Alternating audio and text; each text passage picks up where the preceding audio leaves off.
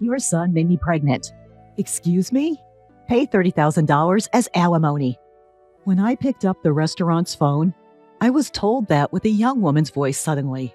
She was utterly one-sided in the conversation and not even giving her name. I completely underestimated. That must be a prank call. So I never expected that this call would lead to such a mess. My name is Melissa Brown.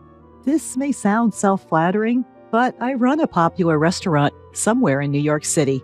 We have been featured on national television and in magazines, and thanks to that, almost every seat for lunch and dinner is booked every day.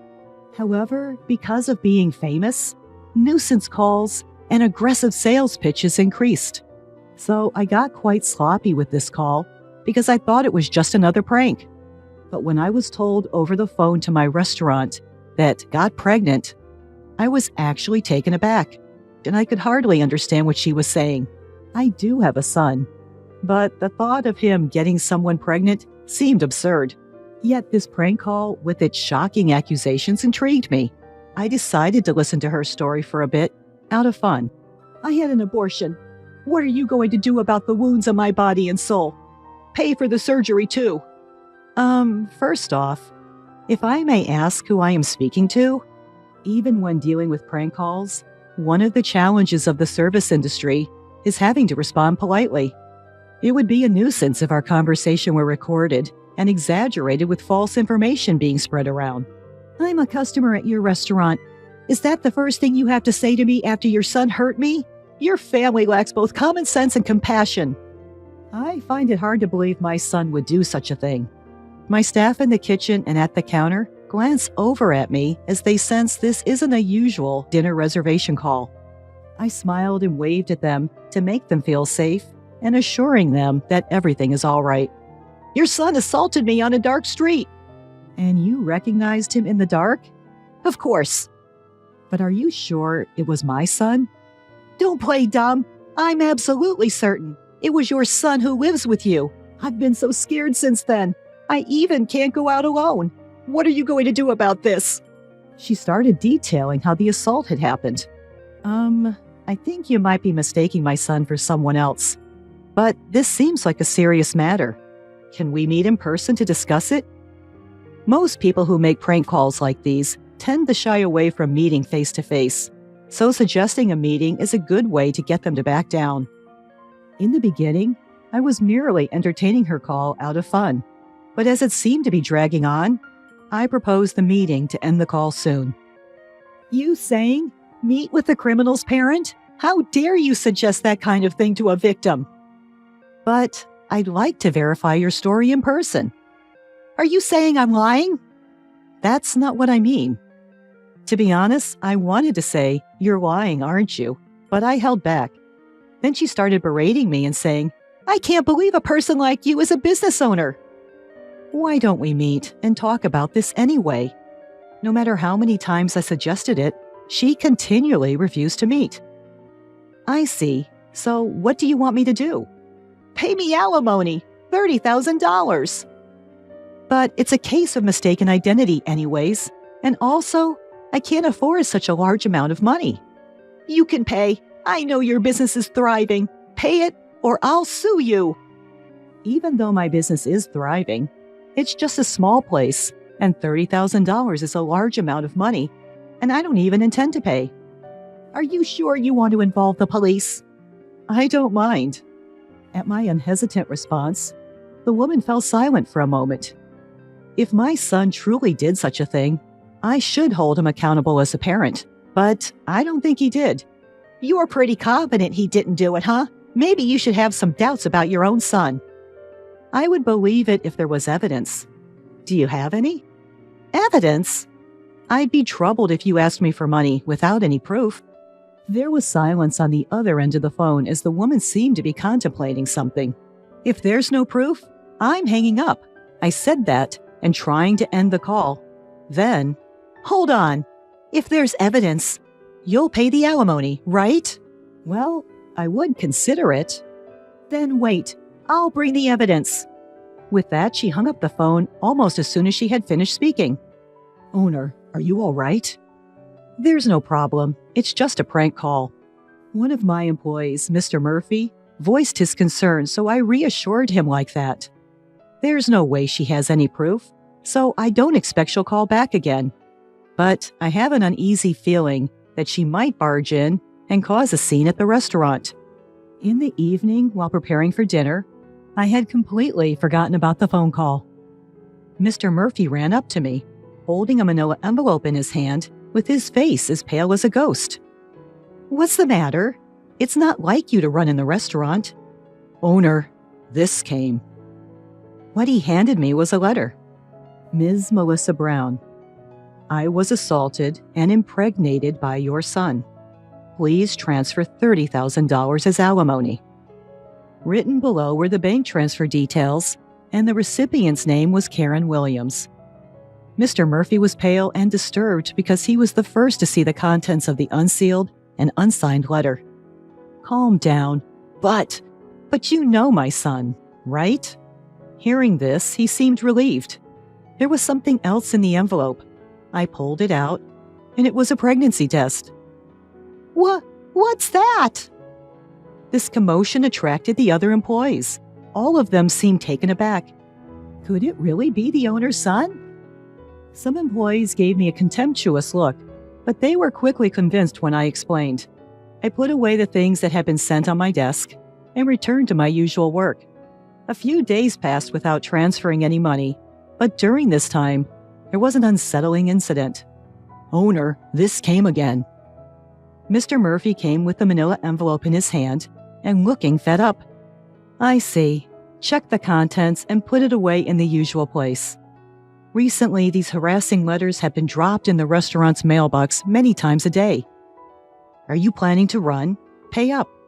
The owner is a parent of a criminal. Her son got a college girl pregnant and didn't even apologize. The owner of this restaurant is a heartless and cruel woman with no sincerity. Irresponsible, overprotective, toxic parent. It's your fault your son became like that. Take responsibility. I'll make sure no customers come to this restaurant. It's for the good of the world, for the good of the people. I wonder what would make customers stop coming to a restaurant. Like those restaurants where they put that greasy, black, and disgusting thing in the food. I wouldn't go there again, that's for sure."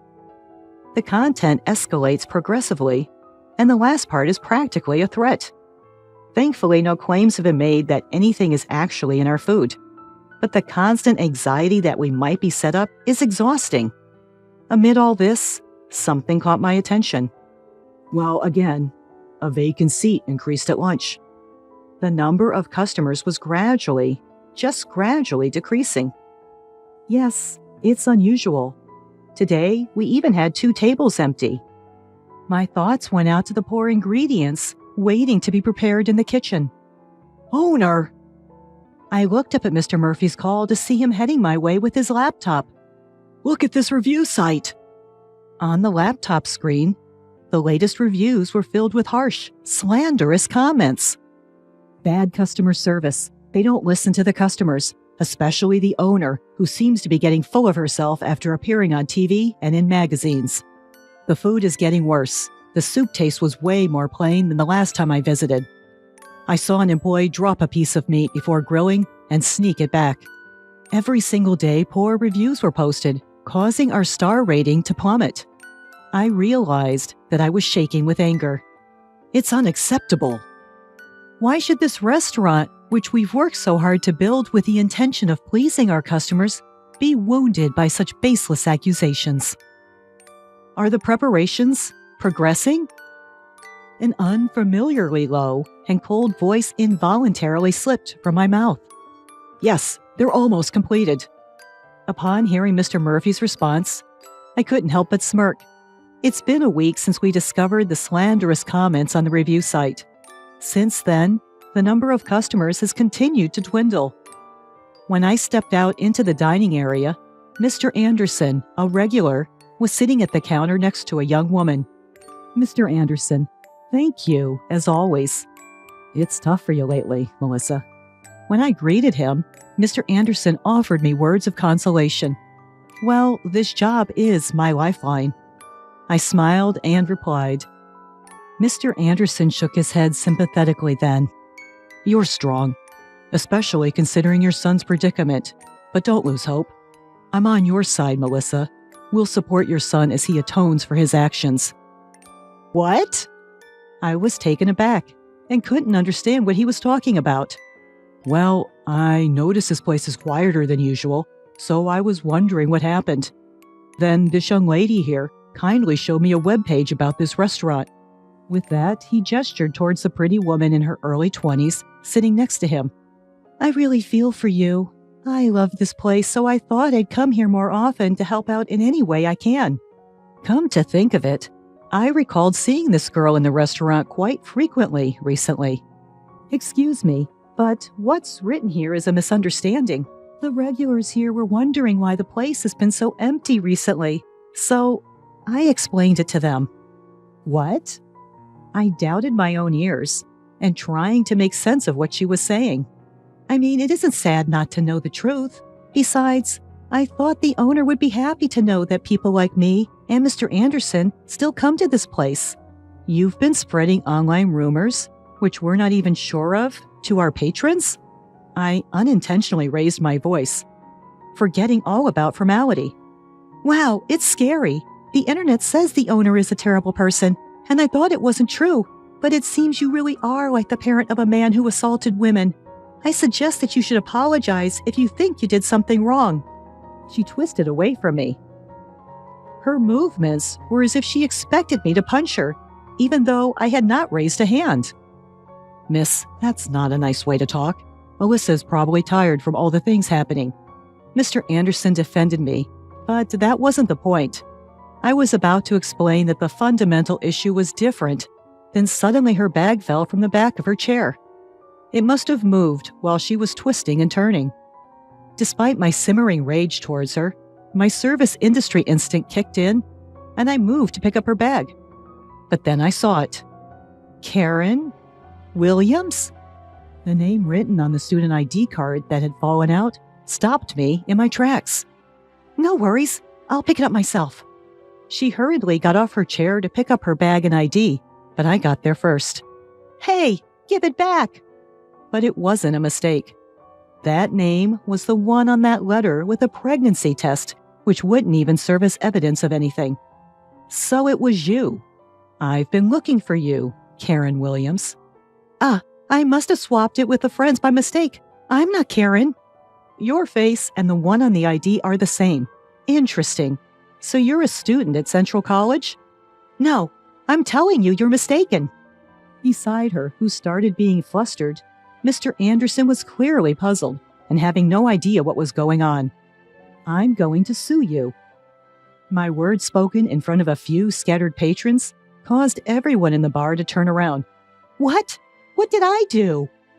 "I believe you're the one who knows really well what you did. Since we're all here, why don't we let everyone hear?" I looked around the bar. It was mostly filled with regulars.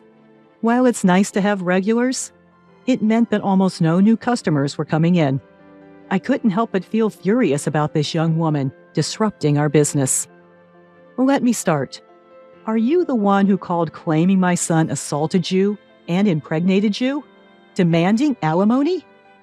I glared at her and pressing her for an answer.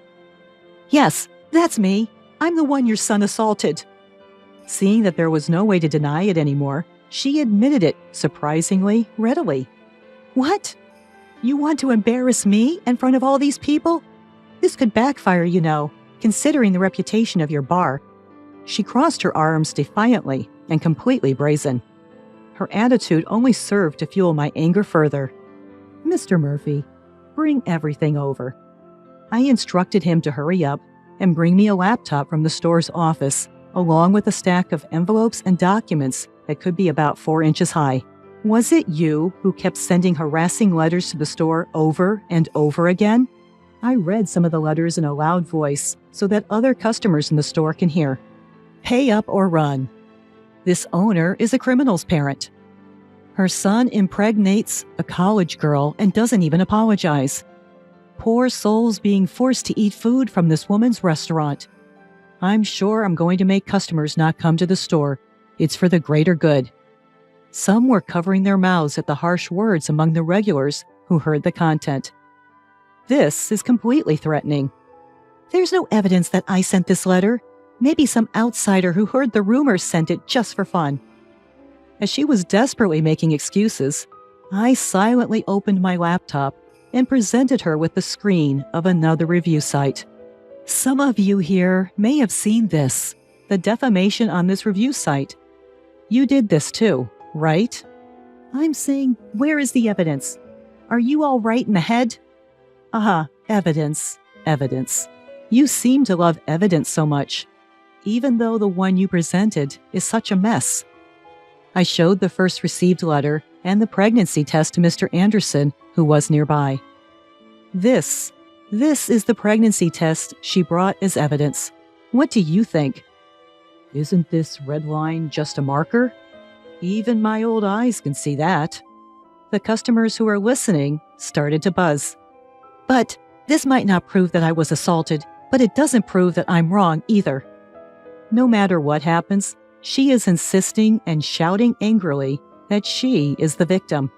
I was assaulted by your son. He said it himself. It's disrespectful to doubt that. The customers are whispering in hushed tones and seems not sure whom to believe. Since I, the victim, am saying it, it must be absolutely true. She started to cry as if to attract sympathy. Well, I'll prove it then. My son? He's 3 years old yet. Upon hearing this decisive fact, she let out a small, "What?" as if deflated. My son may be a bit rambunctious and strong for a 3-year-old, but there's no way he could assault you. No way. I know you have a big son. You live together, right? I even have a picture. I heard you talking about dinner. Saying that, she pulled out her smartphone and showed a picture of what looked like a young man talking to me at the back door of the store. Oh, isn't that Taylor? See, you do have 2 sons. Perhaps regaining confidence from correctly naming the person in the photo, her tone increased. That's not correct. I immediately denied what she said. Then, who is this person? Don't tell me he's your lover, having an affair with a younger guy, and then that guy impregnates a college girl? What a scandal! Not only is your store done for, but your marriage too. To her triumphant words, I revealed something. This person, this is my niece. Your niece? Yes, and actually it's a girl. I explained that my niece is tomboyish and is often mistaken for a boy, even as an adult. She's a college student, and as she boards at my place, I ask her to cook dinner and pick up my son as a form of rent payment. If you need evidence, want me to bring her in person for you to check? I told this to her, who stood there shocked and seemingly unable to hear me. By the way, I've already gathered all the evidence about the harassment letter and the posts on the review site. Evidence? No way. She seemed like she might collapse any second and turned to face me weakly. I've already consulted with the police and my attorney. I explained step by step the preparations I've made with the help of Mr. Murphy, one of my employees. The first piece of evidence was a letter from her with fingerprints that matched those on the harassment letter. All posts on the review site were confirmed to be from the same person after a disclosure request. With no way out, she sunk to the floor as she drained. You were just saying that it's better to apologize quickly if you've done something wrong, weren't you? She mumbled something while looking pale and looking down, but I couldn't make out whether it was an apology. I will contact the police about you. I'll inform your parents and your college as well. Be prepared for a lawsuit for emotional distress damages. No, please don't do that. I'm still a student. Please spare me. You may be a student, but you're an adult, over 18 years old. You will take responsibility for your actions. I can't handle that. Please, stop.